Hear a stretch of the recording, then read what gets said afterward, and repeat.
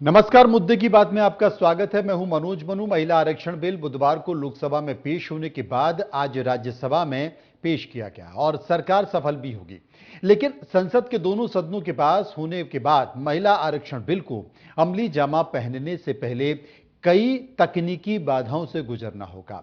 इनमें राजनीतिक दलों का समर्थन हासिल करने के साथ जनगणना और परिसीमन की प्रक्रिया भी शामिल होगी।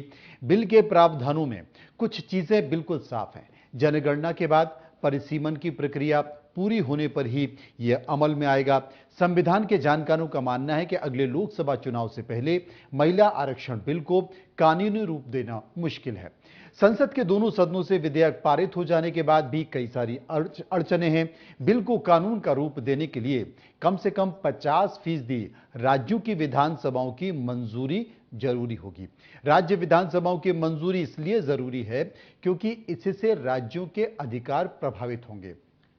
कुल मिलाकर अभी यह कहा जा सकता है कि अगले साल होने वाले लोकसभा चुनाव से पहले इसे लागू कर पाना मुश्किल होगा। महिला आरक्षण से जुड़े संविधान का 128वां संशोधन विधेयक के प्रावधानों में साफ है कि इसके कानून बनने के बाद, या यूं कहें कि संसद से पास होने के बाद राष्ट्रपति की मोहर लग जाएगी। इसके बाद फिर जनगणना के आंकड़ों को पूरा करने के बाद परिसीमन प्रक्रिया पूरी होने या निर्वाचन क्षेत्रों का दोबारा से सीमांकन होने पर ही यह अमल में आ पाएगा। इसे समझिए आप। संविधान में अनुच्छेद 334 के बाद जोड़ने के लिए प्रस्तावित अनुच्छेद 334 ए के अनुसार संविधान का 128वां संशोधन विधेयक 2023 के शुरू होने के बाद की गई पहली जनगणना के आंकड़े प्रकाशित होने और परिसीमन की कवायद शुरू होने के बाद विधेयक प्रभाव में आएगा। संविधान के अनुच्छेद 82, जिसे कि साल 2002 में संशोधित किया गया था, उसके अनुसार 2026 के बाद की जाने वाली पहली जनगणना के आधार पर परिसीमन प्रक्रिया की जा सकती है। इस लिहाज से 2026 के बाद पहली जनगणना 2031 में होगी। इसके बाद ही परिसीमन किया जाएगा। सरकार ने 2021 में जनगणना की प्रक्रिया पर कोविड-19 महामारी के मद्देनजर रोक लगा दी थी। 2029 के लोकसभा चुनाव से पहले महिला आरक्षण को वास्तविक रूप देने के लिए सरकार को इस प्रक्रिया को तेजी से पूरा करना होगा। आपको बता दें कि साल 2011 में जनगणना फरवरी मार्च में ही की गई थी। अंतिम आंकड़े उस समय साल 31 मार्च को जारी किए गए थे। अब सवाल उठता है कि SC/ST कोटे से आने वाली महिलाओं के लिए महिला आरक्षण बिल में क्या प्रावधान रहेगा। तो आपको बता दूं, आपको साफ कर दूं कि SC/ST महिलाओं के लिए आरक्षण SC/ST कोटे से ही मिलेगा। जो कोटा है उसी के अंदर से मिलेगा। इसे एक उदाहरण से समझ सकते हैं। इस वक्त लोकसभा में SC/ST के लिए आरक्षित सीटों की संख्या 131 है। महिला आरक्षण लागू होने के बाद इनमें से 1/3 यानी कि 44 सीटें SC/ST महिलाओं के लिए आरक्षित हो जाएंगी। कितनी? 131 में से 44। बाकी जो 87 सीटों पर है, राजनीतिक पार्टियां चाहें तो महिला को टिकट दें या फिर पुरुष को टिकट दें, ये उनके ऊपर निर्भर करता है। हालांकि महिला आरक्षण विधेयक में OBC महिलाओं के लिए अलग से आरक्षण का कोई भी प्रावधान नहीं रखा गया है। इसलिए बीजेपी की फायर ब्रांड नेता उमा भारती के साथ ही कांग्रेस की पूर्व अध्यक्ष सोनिया गांधी, समाजवादी पार्टी के सांसद डिंपल यादव समेत तमाम विपक्षी पार्टी के नेताओं ने महिला आरक्षण बिल में OBC महिलाओं को भी आरक्षण देने की बात की है। एक बार सुनिए उनकी बातें। भारतीय राष्ट्रीय कांग्रेस की मांग है कि यह बिल फौरन अमल में लाया जाए, लेकिन इसके साथ ही कास्ट सेंसस कराकर schedule caste, schedule tribe, OBCs की महिलाओं के आरक्षण की व्यवस्था की जाए।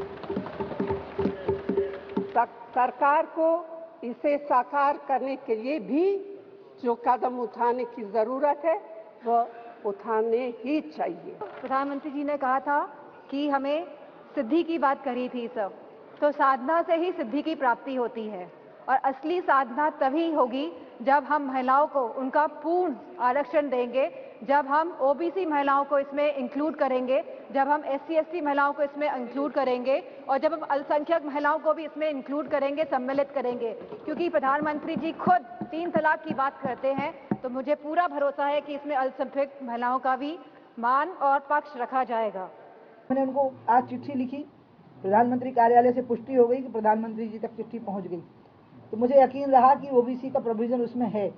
लेकिन मैंने प्रधानमंत्री कार्यालय को ये भी बताया था कि अगर इसमें ओबीसी का प्रोविज़न नहीं होगा तो मैं इसको सार्वजनिक तौर पर इस बात को कहूँगी। इसलिए मैं इंतज़ार कर रही थी कि शायद कुछ प्रोविज़न की बात इसमें हो। अब नहीं है तो मैं इस बात को कह रही हूँ।